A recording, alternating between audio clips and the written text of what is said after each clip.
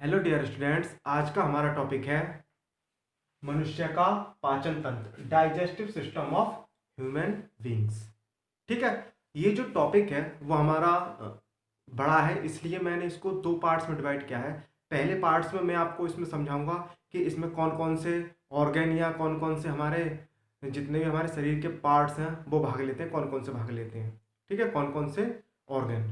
ठीक है। अब इसके बाद इसको मैंने दो पार्ट्स में इसलिए डिवाइड किया है क्योंकि एक पार्ट्स में अगर इसमें करता तो आपको वीडियो थोड़ी बड़ी हो जाती, जिसमें आपको देखने में इंटरेस्ट नहीं आता या कुछ चीज़ें समझ में नहीं आती, इसलिए मैंने इसको दो वीडियो में बनाऊंगा। ठीक है, तो चलो करते हैं अपना स्टार्ट ये topic, digestive system of human beings. इसमें पाचन तंत्र में, मनुष्य के पाचन तंत्र में हम दो भागों में डिवाइड करते हैं। पहला हमारा जो भाग है वो हमारा एलिमेंट्री कैनाल यानी कि आहार नाल। ठीक है। दूसरा जो पार्ट है वो हमारा डाइजेस्टिव ग्लैंड्स या पाचक ग्रंथियां। ठीक है। अब इसमें क्या होता है कि सबसे पहले हम यहां से उठा लेते हैं किसको, एलिमेंट्री कैनाल को यानी कि आहार नाल को। आहार नाल जो हमारी होती है, आहार नाल के मुख्य 6 भाग होते हैं यानी कि 6 पार्ट होते हैं। ठीक है। पहला है हमारा बक्कल कैविटी या मुख गुहा। ठीक है।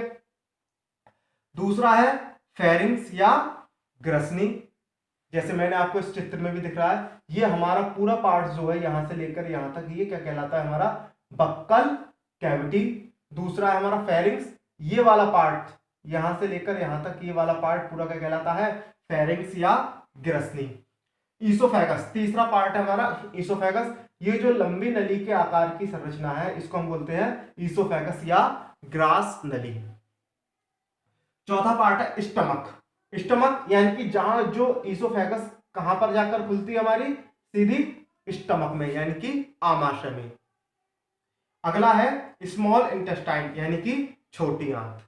ठीक है, छोटी आंत। उसके बाद है लार्ज इंटेस्टाइन या बड़ी आंत। ये जो आंत है हमारी यहां से लेकर ये सब संरचना किसके अंतर्गत आती है, ये छोटी आंत के अंतर्गत। और ये जो संरचना है यहां से लेकर ये पूरा पार्ट, ये है हमारा बड़ी आंत का।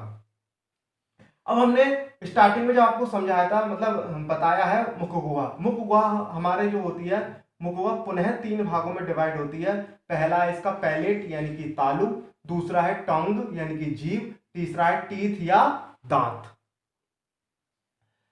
इसके बाद स्मॉल इंटेस्टाइन के भी हमारे 3 पार्ट होते हैं। पहला है ड्यूडेनम यानी कि गृहिणी, दूसरा जेजुनम यानी कि मध्यांत्र, तीसरा है इलियम। ठीक है। और लार्ज इंटेस्टाइन के भी 3 पार्ट्स होते हैं, पहला सीकम, कोलन और रेक्टम यानी कि मलाशय। अब मान लीजिए ये आपके एग्जाम में आ गया, इंटर के एग्जाम में आ गया कि ये हमारा पाचन तंत्र का विस्तार रूप पूर्वक वर्णन कीजिए, तो आप इसको कैसे याद करेंगे। ठीक है। ये जो क्वेश्चन है वो क्वेश्चन इतने ही मान लो ये लगभग अगर आप अपनी कॉपी पे लिखोगे, नोटबुक में लिखोगे, तो ये केवल आधे पेज में आ जाएगा। अब बच्चा कौन ज्यादा होशियार होता है, जो बड़े टॉपिक को छोटा करना जानता हो। ठीक है। और छोटा जो उसने किया है उसको अपनी कॉपी पे किस प्रकार बड़ा करे, उस टेक्निक का अगर यूज बच्चा करेगा तो वो कितना भी बड़ा क्वेश्चन हो उसको आसानी से याद कर सकता है, जैसा कि मैंने इस क्वेश्चन में किया है। जितने भी इसके इंपोर्टेंट क्या थे, पार्ट थे, उसको मैंने क्या कर लिया, एक हेडिंग्स के रूप में बना लिया। ठीक है। अब यही जो जितनी भी हेडिंग्स है, इस हेडिंग्स में या जो भी बच्चा इस चीज को समझ रहा होगा वो इसको 2.5-3 पेज का आसानी से लिख सकता है, जिससे ये क्वेश्चन हमारा पूरा कंप्लीट हो सकता है। ठीक है। सबसे पहले क्या करना है, सबसे पहले हम इनके जो पार्ट है, जिन पार्ट्स में हमने इसको डिवाइड किया है, सबसे पहले किसको क्या है, एलिमेंट्री कैनाल यानी कि आहार नाल को। ठीक है। उसके बाद डाइजेस्टिव ग्लैंड्स यानी कि पाचक ग्रंथियां कौन कौन सी है, सैलिवरी ग्लैंड्स, यकृत यानी कि लिवर, पेनक्रियाज यानी कि अग्नाशय। ये सारी चीजें याद होनी चाहिए आपको। मैं आपसे कहूं कि आप 2.5 या 3 पेज याद करो, उससे बेटर है कि आप ये आधा पेज याद कर लो। और ये आज मैं आपको प्रूफ करके बता दूंगा कि किस प्रकार हम इस छोटे से क्वेश्चन से किस प्रकार हम 2.5 या 3 पेज का क्वेश्चन कर सकते हैं अपने बोर्ड एग्जाम में। ठीक है। तो देखिए, हमने इसलिए ये जो फिगर है इसका पाचन तंत्र का, वो भी हमने इसलिए यहां पर बनाया ताकि आपकी समझ में आसानी से चीजें आ सके। ठीक है, चलते हैं फिर। पहला है एलिमेंट्री कैनाल का भाग है बक्कल कैविटी यानी मुख गुहा। मुख गुहा में आप इसकी जो भी थ्योरी है वो किस प्रकार लिखोगे कि जब हम जब हम कभी भी कोई भी खाद्य पदार्थ खाते हैं, ठीक है, तो उस खाद्य पदार्थ में हमारी सबसे पहले ये देखो बुक हमें कौन कौन से पार्ट आ रहे हैं। एक तो हमारा तालू आ रहा है, एक हमारी जीभ आ रही है, और एक हमारा आ रहा है टीथ यानी कि दांत। ठीक है, तो सबसे हम कोई भी खाद्य पदार्थ खाते हैं तो उसको सबसे पहले क्या करता है, हमारे दांतों द्वारा चबाया जाता है, उसके छोटे छोटे पार्ट करे जाते हैं। ठीक है, अब पार्ट करे जाते हैं तब हमारे जीभ के नीचे और कहां, तालू पे हमारी जो सैलिवरी ग्लैंड्स हैं यानी कि लार ग्रंथियां हैं वो पाई जाती हैं। वो इन छोटे किए हुए टुकड़ों को यानी कि जो खाद्य पदार्थ हमने खाया है, कोई फूड पार्टी के लिए हमने कुछ खाया है, उस पदार्थ को क्या करती हैं, हमारे दांत छोटा टुकड़ों में डिवाइड करता है, और लार ग्रंथियां क्या करती हैं, उन पार्ट को क्या करती हैं, एक दूसरे में आपस में मिक्स करने का, जैसे एक लुगदी के आकार का बनाने का, मतलब उसको गीला करने का क्या करती हैं, कार्य करती है। ठीक है, जब वो खाद्य पदार्थ एक लुगदी के आकार का हो जाता है तब उसको अगले स्टेप यानी कि हम किसमें, हमारा जो भोज्य पदार्थ है वो कहां चला जाता है, हमारी फेरिंग्स में यानी कि ग्रसनी में चला जाता है। तो आपको बक्कल कैविटी यानी मुख गुहा की लैंग्वेज समझ में आ गई, आपको क्या लिखना है।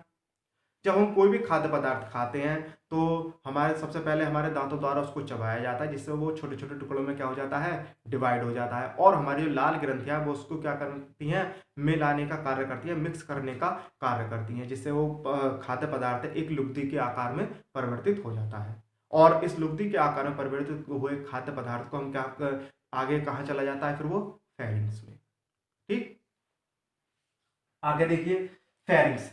फेरिंग्स में क्या लिखोगे आप कि फेरिंग्स में जो होता है कि जब मुख गुहा से आया लुगदी के आकार का या लुगदी के समान जो खाद्य पदार्थ है, जब वो फेरिंग्स में आता है तो फेरिंग्स में पाई जाने वाली हमारी ग्लैंड्स हैं, वो उस ग्लैंड से जो एंजाइम्स वगैरह निकलते हैं वो उस भोज्य पदार्थ को और अधिक क्या करती हैं, पाचन करने का या उसको और अधिक बारीक टुकड़ों में तोड़ने का क्या करती हैं, कार्य करती हैं। ठीक है, इसके बाद जो हमारा भोजन जाता है यानी कि भोज्य पदार्थ जो है वो हमारा कहाँ जाता है, ईसोफेगस में। यहां से ये जो है हमारी ये पूरी हिस्सा क्या है, बक्कल कैविटी, जिसमें हमारा क्या आ रहे हैं, दांत भी आ रहे हैं। ठीक है, बक्कल कैविटी के बाद भोजन हमारा कहाँ आ जाता है, यहाँ फेरिंग्स में।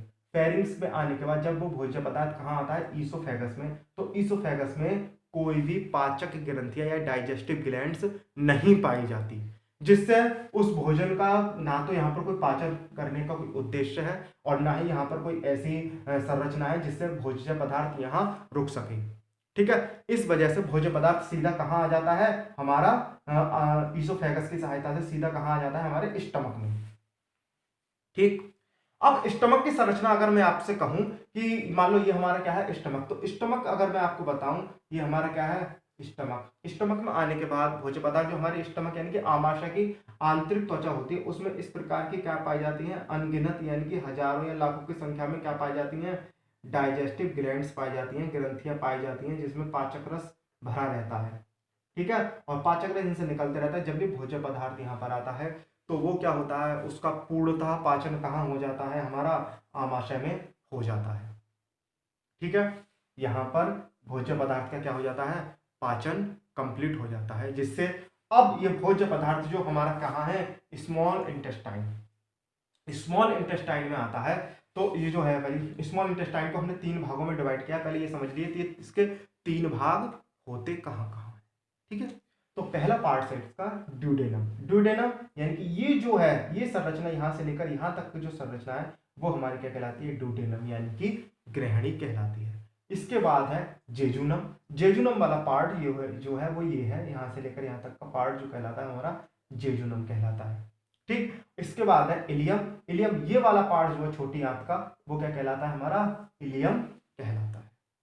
ठीक है, अब जब भोज्य पदार्थ कहाँ, स्टमक से कहाँ आता है, छोटी आंत में, स्मॉल इंटेस्टाइन में आता है, तो वो इन प्रक्रमों के द्वारा, इन जो प्रक्रम है हमारे ड्यूडेनम, जेजुनम और इलियम पे गुजरने के बाद इसमें मुख्य कार्य यानी कि क्षुद्रांत्र यानी कि जिसको हम क्या बोलते हैं, छोटी आंत में मुख्य कार्य क्या है कि छोटी आंत में ही हमारे जो भोज्य पदार्थ है उसमें जो पोषक तत्व पाए जा रहे हैं, कार्बोहाइड्रेट्स, विटामिन, प्रोटीन्स वगैरह, ये जितने भी इसमें पोषक तत्व पाए जाते हैं उनका क्या करता है, रुधिर द्वारा अवशोषण किया जाता है।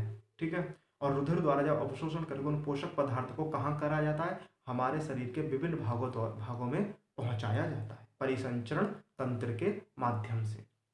ठीक है, यानी कि हमारे रुधिर के माध्यम से भोज्य पदार्थ कहाँ पहुंचाया जाता है, हमारे शरीर के विभिन्न भागों में।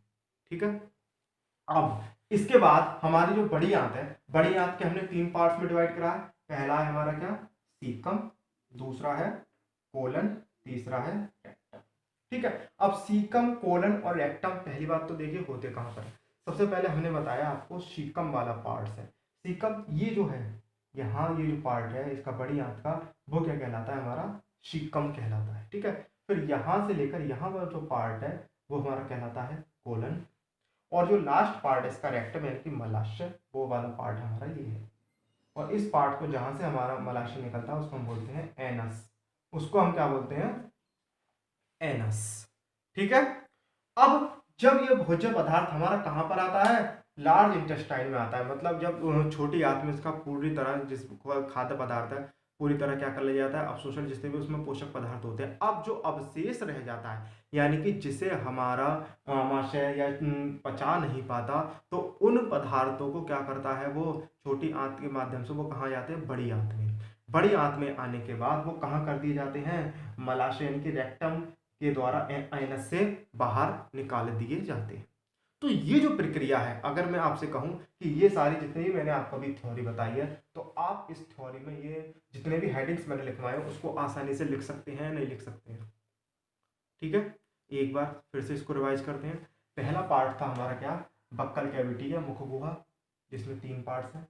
पैलेट यानी कि तालू, टंग यानी कि जीभ, टीथ यानी कि दांत। जब भी हम कोई भी खाद्य पदार्थ खाते हैं तो सबसे पहले वो कहाँ जाता है, हमारे मुख में दांतों द्वारा उसे चबाया जाता है। ठीक है, और जो उसमें उपस्थित लार ग्रंथियां होती हैं, ठीक है, सैलिवरी ग्लैंड्स होती हैं, उसमें से जो एंजाइम्स निकलता है वो उस खाद्य पदार्थ को क्या करता है, लुगदी बनाने का कार्य करता है। ठीक है, इसके बाद भोजन हमारा कहाँ जाता है, फेरिंग्स में जाता है। फेरिंग्स में जाने के बाद उसको और अधिक बारीक कणों में क्या करा जाता है, तोड़ा जाता है।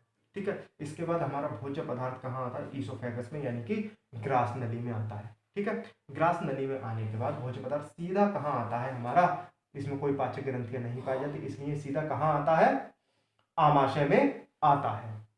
ठीक है, आमाशय में आने के बाद स्मॉल इंटेस्टाइन, जो मैंने आपको बताया था क्या लैंग्वेज लिखनी है। इसके बाद बताया लार्ज इंटेस्टाइन।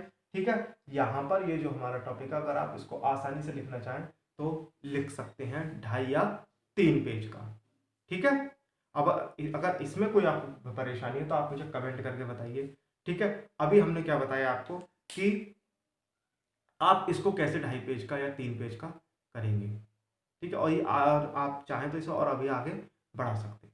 इसके बाद आती है हमारी डाइजेस्टिव ग्रंथि यानी कि पाचक ग्रंथियां।